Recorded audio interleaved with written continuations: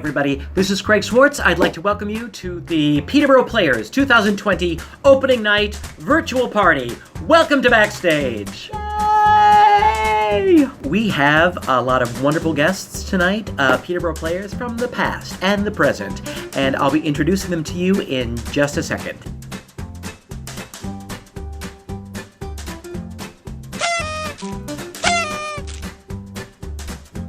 Welcome to the virtual Peterborough Players 2020 virtual opening night party!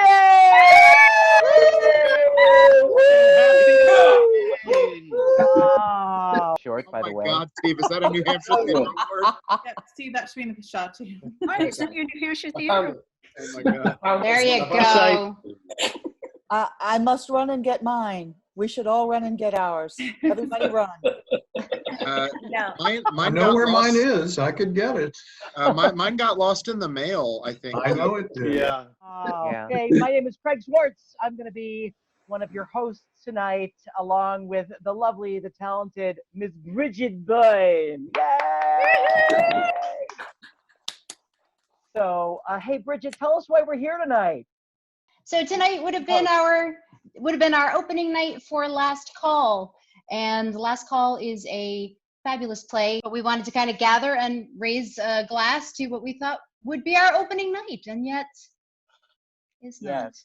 And no party would be complete without a plentiful supply of drinks and libations.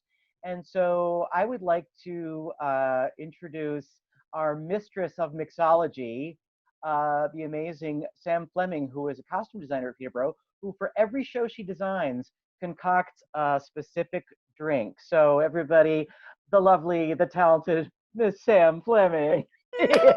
Hey. Sammy, what do you have for us tonight?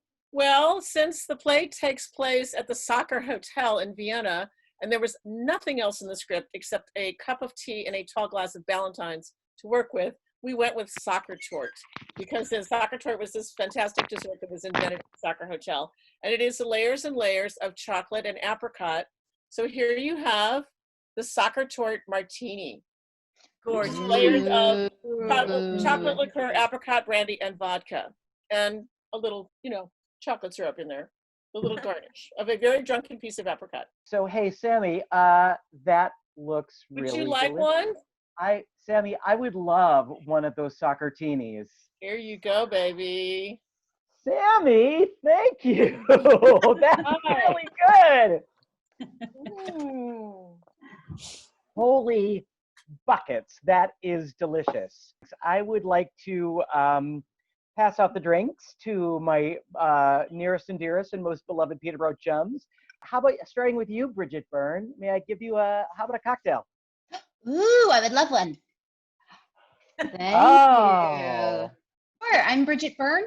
I am a member of the acting company at the Players, and I also am the marketing director at the Players. And I now live in the lovely Peterborough, New Hampshire after many years in New York. Hey, Bridget, what year did you show up at the Players? It was 2009. 2009. Wow. In I Love You, You're Perfect, Now Change. Yes, and I Yes, love you, or you're perfect, now change. I always called it, I love you, you're perfect, now close. Okay, now from the great sovereign nation of Texas.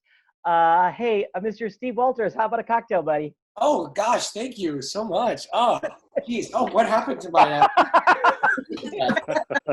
Oh, well, I'll have a Topo Chico. That sounds delicious. Well, I am a Players alum. I was a second company member, and I've been back several summers. And as a member of the summer company, and the Players is one of the most magical, wonderful places in the world, and I adore it. And it's so great to be here with all of you. And Steve, you showed up in 02? Yeah, 2002. That was when I was in the second company, and I acted in a host of plays. Cherry Orchard. You were in the Cherry Orchard. Yes. And you were 11 that summer, Steve? With a fellow with the squeaky shoes. Yes, I was. I was at Piotov and with my squeaky shoes. Yes. Now I'd like to pass a drink to the lovely and talented off-Broadway superstar, Miss Becky London. Oh, thank you. That looks so delicious. My gosh, yummy. I'm here in Manhattan, at the very tippy top of Manhattan, in my room, where I've been for months. I miss Peterborough tremendously. I first came to Peterborough in 1999. What show was that? That was Search for Signs of Intelligent Life in the Universe. That one-woman Perfect. show. And wait, and then was that the last time you were at the Players until this last summer? No. Then I came and I did Full Gallop in 2002.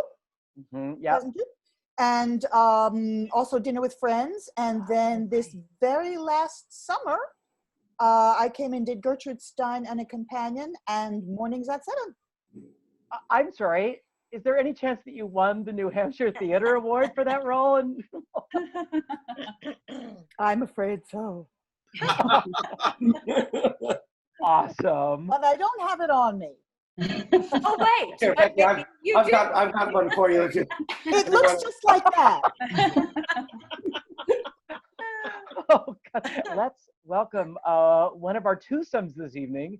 This would be double staff, the lovely and talented Mr. Keith Stevens and the lovely and talented Miss Joanne Stevens.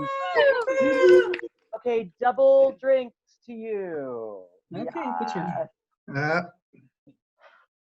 There we Here go. you guys. Right. Awesome. So when did you guys show up at the Players? 1996. I remember it was a cold winter that year. It was a cold winter. It was. Lots of Always a snow. cold winter. Yes, You guys were in your late teens, is that right? exactly. Yeah, absolutely. Right. We still are. Can't you tell? Well done. Well done. Okay, next up, all the way from the Tar Heel state of North Carolina, the most talented lighting designer I've ever met. And apparently he's coming to us from the set, Arsenic and Olace, Mr. Kevin Frazier. Here's a drink. Kevin! Coors? Yeah, the banquet beer, you know? This is a party. It's a celebration. Dare I say a banquet. Yes, it is. Life's a banquet. Kevin, when was your first summer at the Players? 2010. So I've been with the Players every summer since 2010 in a variety of roles and capacities. I'd ask you what was your first show, but you did an entire summer. Oh no, I do remember my first show was a Ascending Stars production of Once in a Lifetime that Gus directed. Oh my God. Gosh. Yeah, At my Mondale. first proper Players show was The Blonde, the Brunette, and the Vengeful Redhead that Lisa was in. Well, Yeah. Kevin, we're glad you're here, and you look awesome in the middle of Joyce Cohn, Dale Hodges, and Gus Kaikonen. Yeah, I've always wanted to be in this play, so I thought I would take this opportunity to do it. Okay, all right. Next up, another of our lovely twosomes, coming to us from the fourth largest city in these United States, Houston, Texas. Ms. Rachel Bush and Mr. John Egging. Have a drink, guys. There you go. Thank you. Yes. I don't get Hi. one. No. Oh my gosh! And who's the young lady? Hazel! Who's the young lady in the back? Rach? Hi, Hazel. Hazel makes an appearance. That would be Hazel. She was born at Monadnock Community Hospital. She was born. Kathy Manfrey was the very first person to meet Hazel other than us. And then I Hazel, think Gus was second. Was Hazel really born at Monadnock? Yeah. He He was born during Harvey. During Tech of Harvey, Oh, really?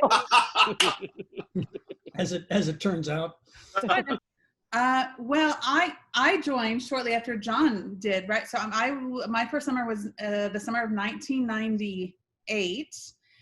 And it started where I went to visit John because I was going to take the summer off from shows. So I went to visit John and he introduced me to the first person was Keith Stevens. And Keith said, I hear you're a stage manager. And I didn't get to leave again. I started in 1998, and our last summer was 2008 with Hazel, and then we went back to visit a few years later. Hazel wanted to be, she's very proud to be from New Hampshire, so she wanted to return. And since then, and then I'll throw it to John, since then we've created a bit of Peterborough South and Houston, because we've had lots of visitors here, and we have brought people in. Gus has directed down here many a time now. And we've sent students up to Peterborough, so we like to call it Peterborough South. And who's that handsome fellow sitting next to you? I'm John Egging. I started at the Peterborough Players in 1996. Woo! That's right, was a member of the first official second company. They did have interns before that, but we were the first second company. I came back the next year as an intern, and the third year I was on staff. And I was on staff until 2008 as the marketing director. And Johnny, you've probably done what, like 24 shows at the Players? Yeah, around there, yes, somewhere in that vicinity. Yes, sir. A lot. Okay, next up, I would like to welcome to our lovely party the talented, the blonde, the tall, Peterborough alum. She's also a Peterborough resident, Ms. Kathy Manfree. Have a drink, Kath. Oh, I thought you were going Lisa. Thank you. Wait a minute, you said tall. Hold on a minute. We moved here in 1994, the fall of 1994, and I started working at the Peterborough Players in 1998. And on and off, 12 seasons, 12 seasons, on and off. Then I was here for 15 seasons, but 12 seasons where I performed.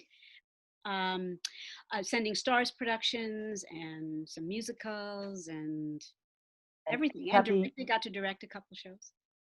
Yeah, Shows. And Kathy has the distinction of being half of the stage kiss with the greatest height disparity in the history of the Players. And she kissed Jim Rebhorn. She actually had to climb up on 2 chairs. No, he just kind of slouched. I'd like to now welcome a Peterborough resident and a Peterborough player of many years, the lovely, the talented, the ubiquitous on Law and Order, Lisa Bosner. Here's a drink, Lee. Thank you, Craig Swartz. I'm very happy to accept this drink from you. You're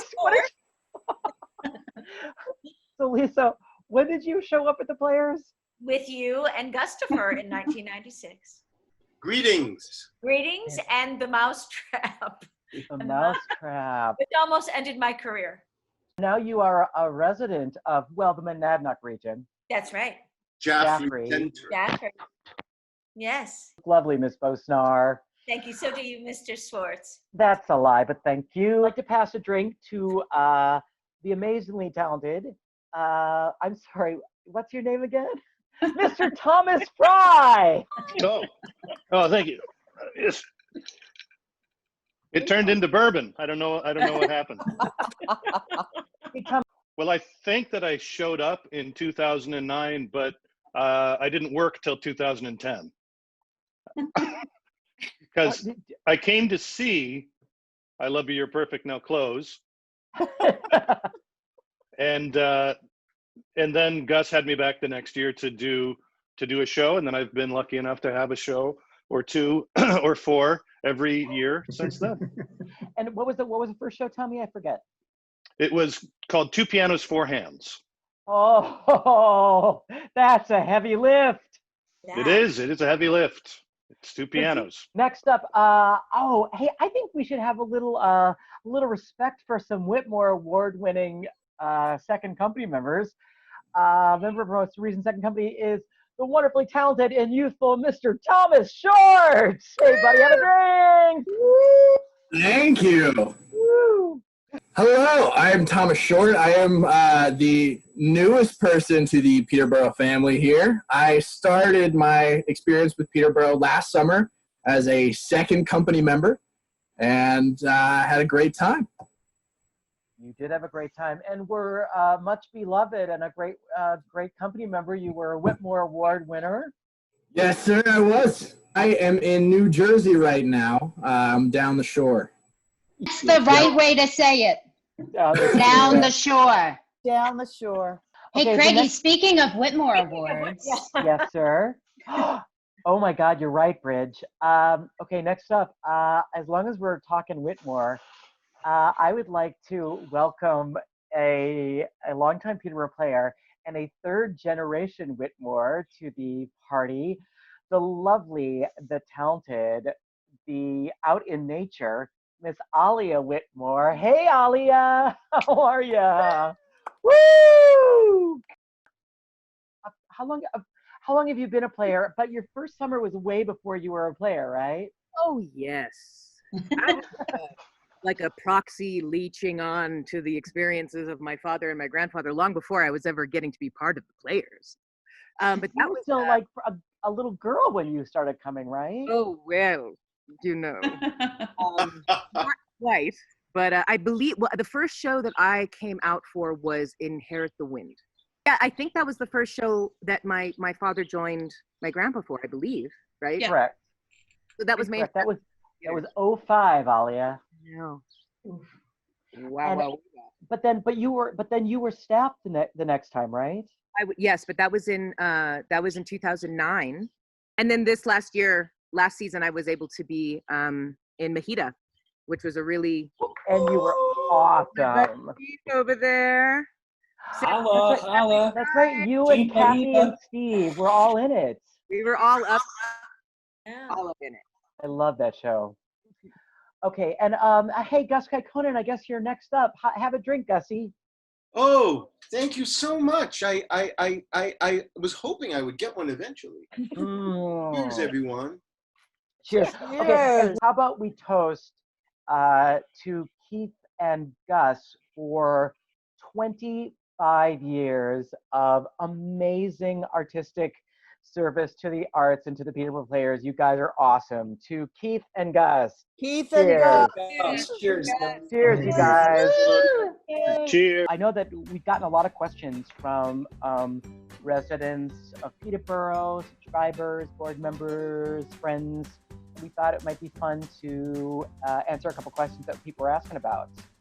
Yeah. Yeah, what say you to that, Bridget?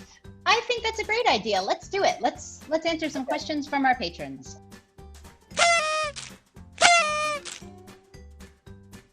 What do you most miss about being at the players this summer? I miss being at home. I mean, every summer when I go, I like to go into the theater alone for the first time by myself because I usually have a little cry.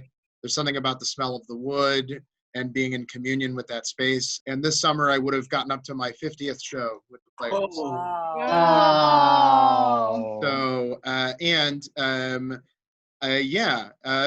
It's a lot of really great stuff that I've gotten to be a small part of. Every birthday I've had since I turned 25 has happened at the players.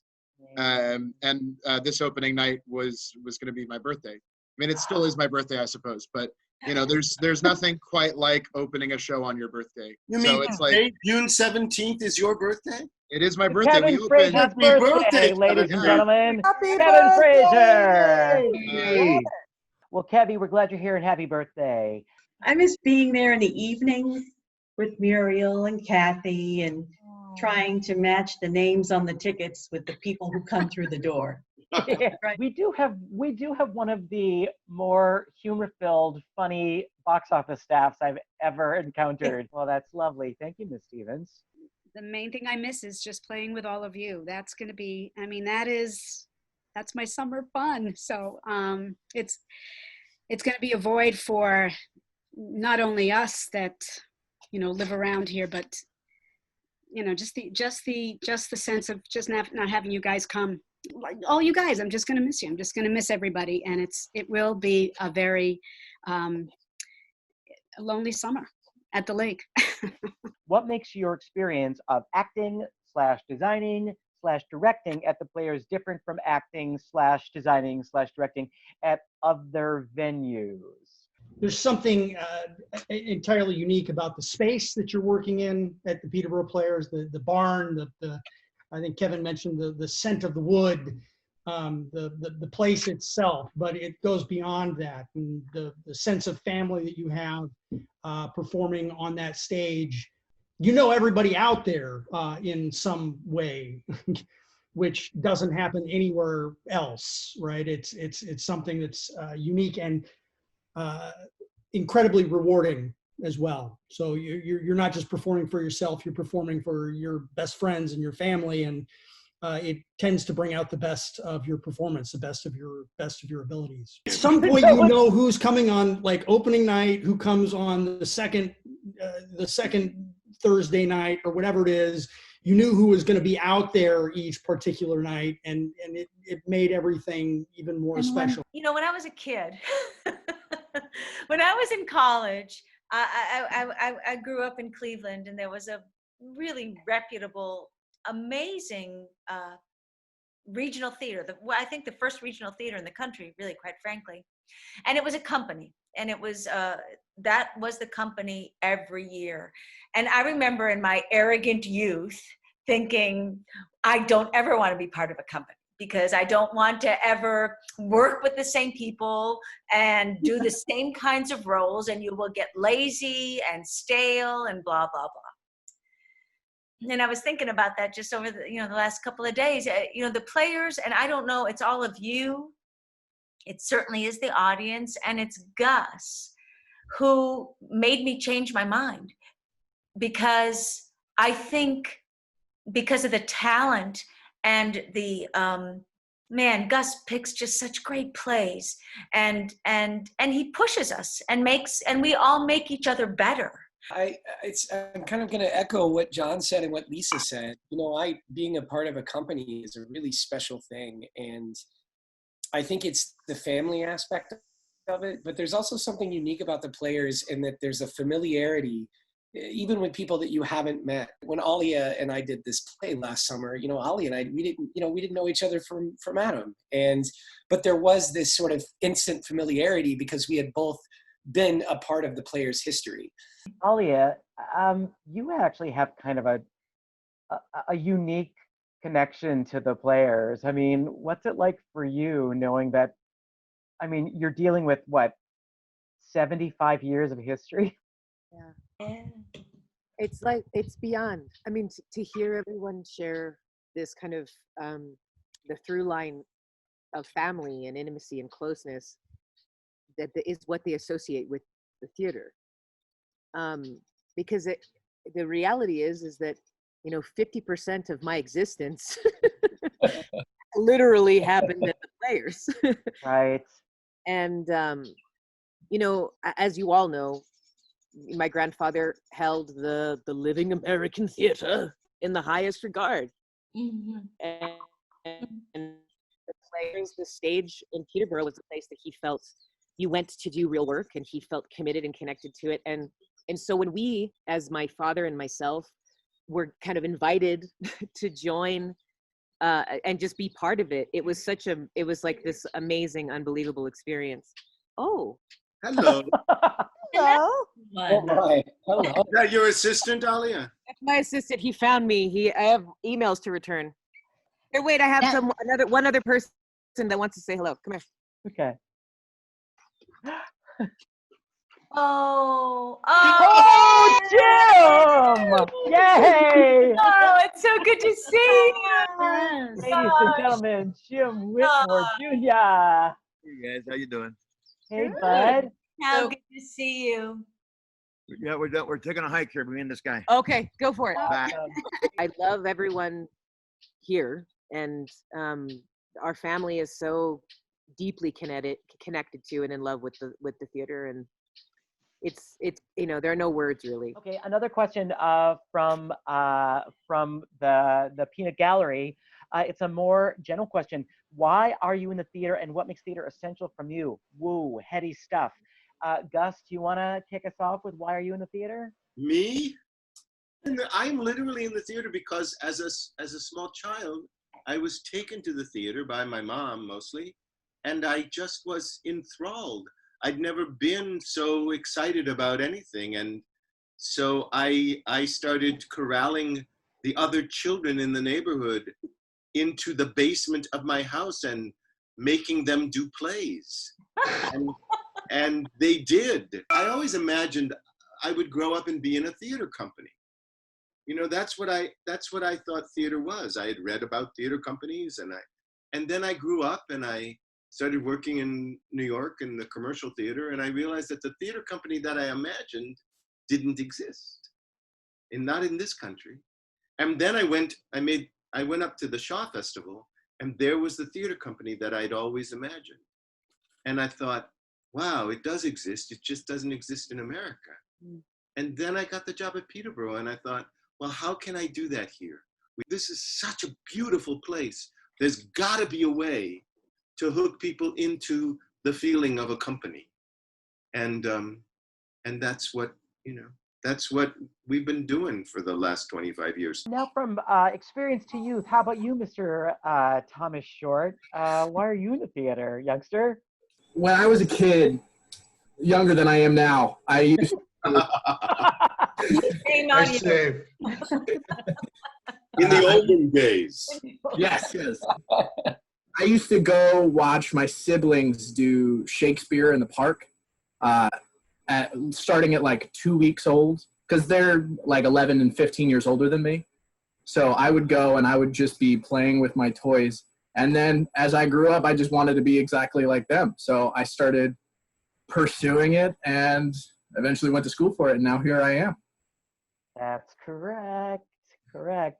The theater is really the only place I feel like myself, which I'm sure everybody here shares.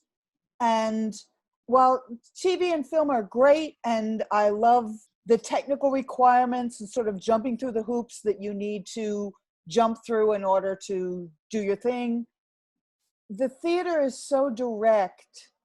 And it's a conversation with the audience. And it always amazes me how we'll go through rehearsals and we'll work our butts off and we'll think we found it, but we have no idea what the play is until the audience is there. And then we find out, oh, that's what the play is. And it's a conversation between the actors and the audience. And there's nowhere else to get that. I don't know. I feel like my perspective is in line a lot with what Becky just said.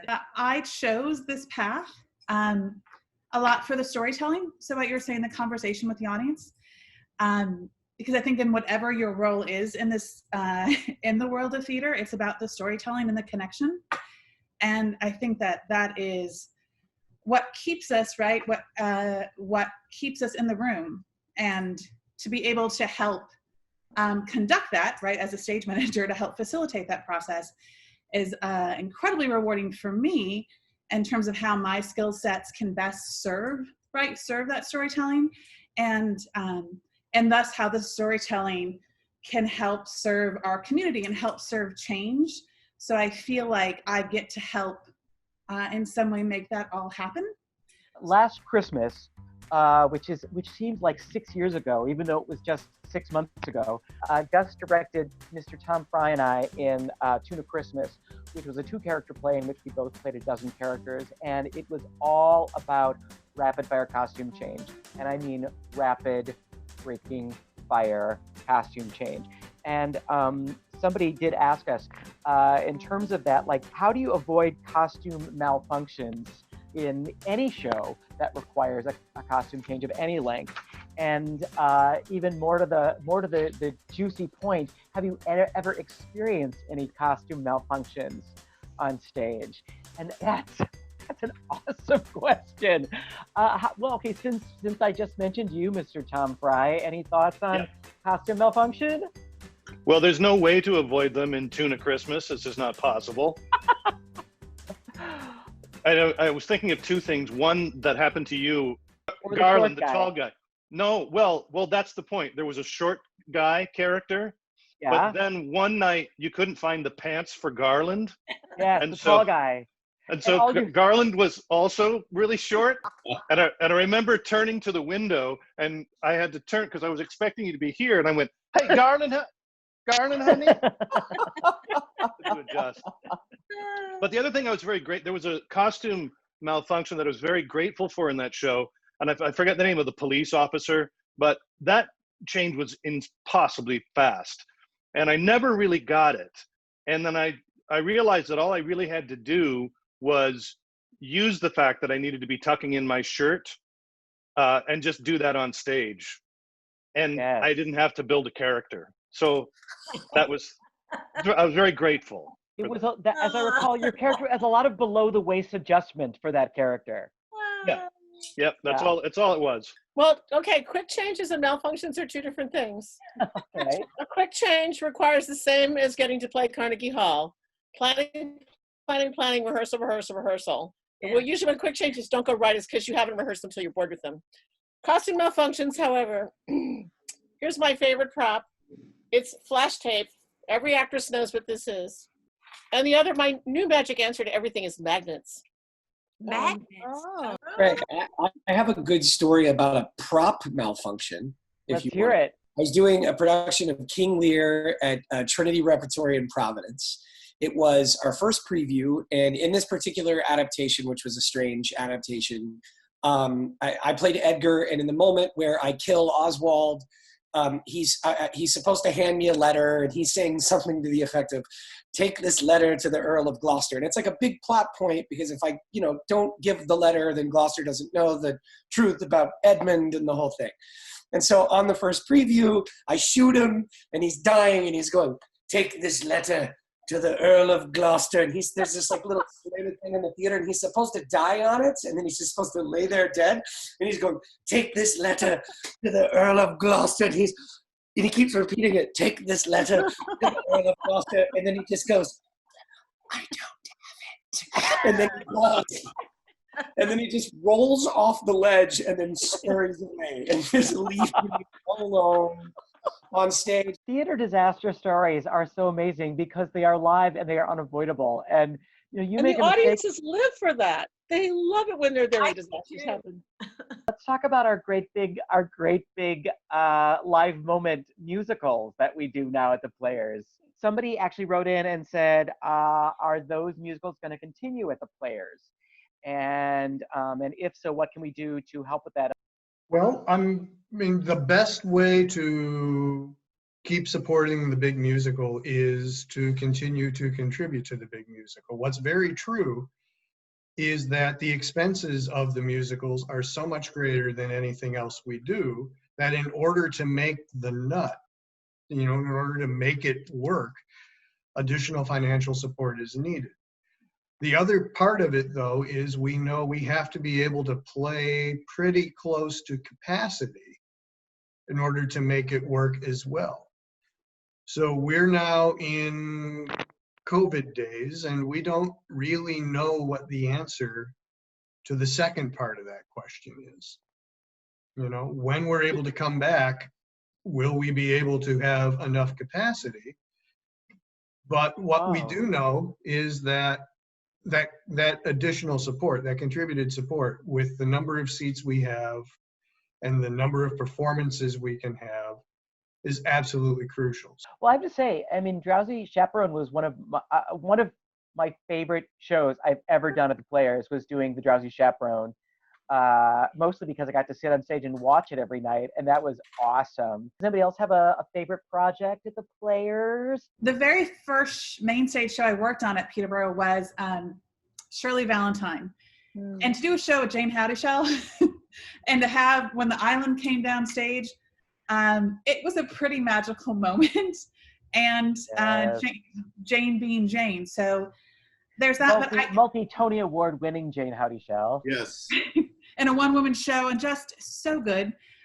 I have to, it seems like the expected answer, but it's hard not to have that first Our Town with Jim Whitmore be the favorite. It was iconic, and it's Peterborough and Our Town and Jim coming back, and it's hard for that not to, because it hit every level possible. I think my favorite show that I did was How I Became a Pirate, directed by Tom. It was the first show that the second company was doing that summer, and we were all getting to know each other, and I was covered in all of this padding, and I had this gigantic wig and this beard that made me look like Kevin Frazier. And I got to be this absurd character, and it was so fun seeing how the kids reacted. I think my favorite project goes all the way back to Arms and the Man, because Gus had brought me in to do 2 pianos, and I was at this point where in my career I had been doing the same kind of show, and 2 pianos is a great show. I'd done it already for, forever, and I did a lot of shows that were just like that. I was kind of in a little box career-wise, and I really was convinced that that was all I was going to do. And when Gus cast me as Blunchley, I thought he made a mistake. I thought they wrote the wrong name on the when I got the play. I was like, this isn't the one that they've got to be wrong about. Isn't there somebody who plays a piano in Arms and the Man? And I remember doing it and just being really, really terrified about it, and it just started to crack away that idea that I had that I wasn't this or that, and then the number of plays that Gus and Keith gave me over the years just kept cracking away at that. Who's got a favorite contemporary playwright that they worked on at the Players that they particularly love? Like, well, we did Whipping Man by Matthew Lopez, who's the most contemporary of playwrights, because Inheritance was this season on Broadway, and then you've been doing Legend of Georgia McBride around. So Whipping Man, I think, is a gorgeous, gorgeous play. But I like Chuck Morey too, and Russell Davis, and other local playwrights. So, but we've also done Teresa Rebeck and Becky Mode and Yasmina Reza and Carol Churchill and. I love David Lindsay Abair. That's right. Well, I'll flip it a little bit. I think of the plays we've done with the Second Company, and a couple of playwrights that we've done multiple productions of. Joseph Robinette, who did the E.B. White stories that we've done, including Charlotte's Web a couple of times, and Marjorie Sokoloff, who has this really good way of telling a fractured fairy tale that doesn't make the parents want to run out and beat themselves over the head with a ball peen hammer. It's a little quickie. What actor are you most often mistaken for? I, many times in my life, have been told I look like Sigourney Weaver. I do not see it. Becky London? Well, I have 3. When I was younger, it was Anne Bancroft. And then I nice. got older, and it was Betty Davis. And now it's Mitch McConnell. John Egging, who are you most often mistaken for? I get Jim Carrey a lot. Oh, yeah. I'm not sure I understand that either. But totally see that. That's the one I get most often. I get Matthew Broderick or Rick Moranis, depending. Oh. Alia, who do you get? I too get Rick Moranis very often. The one that has come up recently is Gal Gadot. If there's one show that you haven't done that you really desperately want to work on, what might that show be, Lisa Bosner? This is very unfair, but you guys know that I don't ever go to the theater and I don't know what's out there. But if there's one thing that I would ever want to do, I would want to do the prequel to Annapurna. A dream role? Yeah, or a thing you'd like to direct. Well, I was really excited. We were going to do, it's been done so many billion jillion times. We were going to do The Foreigner this August, but we had done a full John Waters revamp of it. Play that I've wanted to direct, and we've talked about so much, my father and I, is East is East. Oh, East is East. Oh gosh, the playwright is escaping me now, but it's about a half Pakistani, half British family in South London in the 1970s. And for us, because we're half Indian and half American, it was like it spoke to so many different aspects of growing up in a multicultural household with a really strong tradition, Indian tradition, and the kind of the dichotomy of what it's like to grow up in that environment. And it's really beautiful, and it's a great. The thing I really want to do before I die is King Lear. Wow. Hey, Bridget, what else do we have to say to these people? I think maybe what we should do is say a lovely goodbye from all of us, and we miss you, and we thank you, and do a nice wave, and We'll then see we you can. soon. And we'll see you soon from everybody. What do you think, Greggy?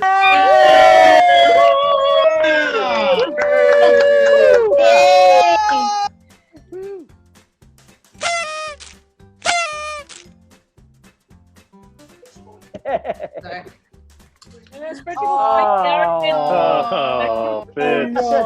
That is such a dog. Such a cutie. Oh, he's such a sweet Oh, dog. Joanne, the gauntlet's been thrown down now. Oh, and there's. Oh, look. Gigi. There's Steve's Aw. dog, Gigi. Oh, puppies. Puppy. Gigi is so grateful. Oh, Come here. Oh, that is love. Wow. okay. Oh, we So, Bridget, do you want to? Big dog. Oh, You just got some Look action. at that. Oh, look at him.